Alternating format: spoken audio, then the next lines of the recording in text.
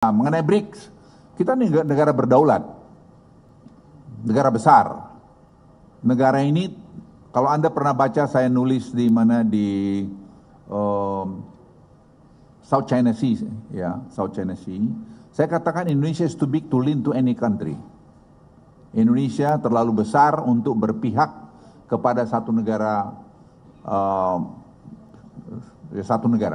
Ya maksud saya waktu itu Cina dan Amerika. Kita tidak perlu, apalagi sekarang ini, apalagi dengan presidennya seperti Pak Prabowo, tidak perlu. Jadi kita perlu merdeka, perlu independen. Ya sedikit nakal-nakal lah, menunjukkan bahwa kita punya juga, punya say juga. Apa keuntungan kita dengan BRICS? Ya market kita lebih besar.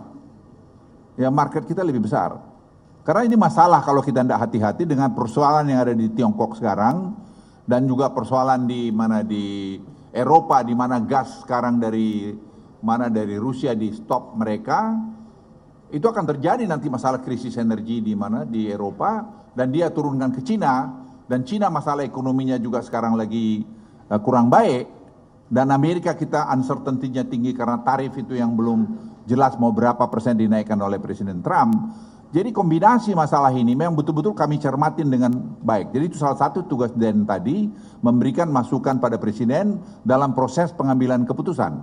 Dan saya kira dengan keahlian-keahlian seperti Pak Dede ini, Pak Dede masih researcher di Harvard. Ya, dia masih researcher di Harvard dan dia tinggal di sana, dan ya sekarang ini masih kita tahan-tahan di sini, dan kita punya advisory board. Advisory board, Global Advisory Board. Itu ada tadi Ruhir Sarma, penulis buku One Man Wrong with Kapitalis. Ada juga kita punya tadi Ray Dalio adalah salah satu pemain market yang sangat besar, jadi kita tahu kira-kira mau kemana arahnya. Kemudian kita juga punya dari bekas wakil Bank Sentral dari Cina. Jadi kita betul-betul mendapatkan informasi yang sangat komprehensif, sehingga kita didiskusikan di dalam konsil, dan itu kita berikan masukan pada Presiden. Jadi saya pikir ini yang dulu waktu zamannya pemerintahan yang lalu kita tidak pernah sempat punya. Kita semua banyak action karena memang kebetulan belum ada ini. Jadi berangkat dari pengalaman itu, dengan ada ini, ya Presiden bilang juga, dia bilang, Pak Ketua, ini berarti saya benar juga membuat DEN ini. Ya saya bilang kalau Presiden pasti benar lah, saya bilang gitu. Jadi ingin saya sampaikan pada Anda, ini akan sangat efektif menghadapi keadaan ekonomi dunia dan juga tentu domestik kita sendiri, tadi mengenai purchasing power kita yang agak lemah, bagaimana kita dorong. Sekarang jawaban-jawaban itu disiapkan, karena saya pikir seperti Pak Arif Ansori, ya dia dengan kepakarannya dia punya kebebasan untuk melakukan sekarang studi apa yang harus kita lakukan dengan data-data yang ada. Kemudian kita juga nangkap dari market dengan adanya si Harry adalah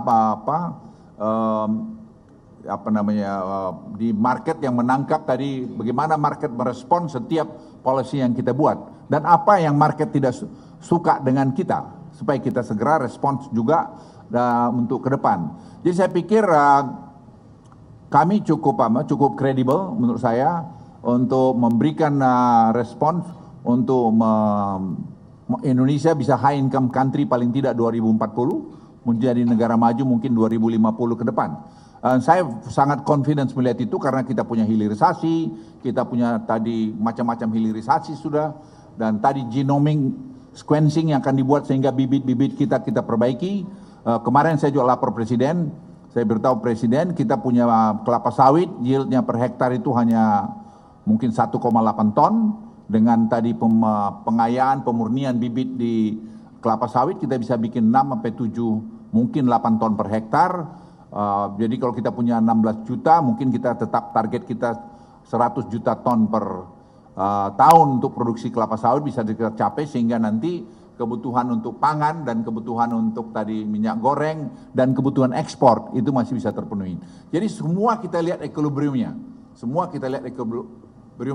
Misalnya kita juga melihat bibit bawang putih. Kita import $700 juta setahun.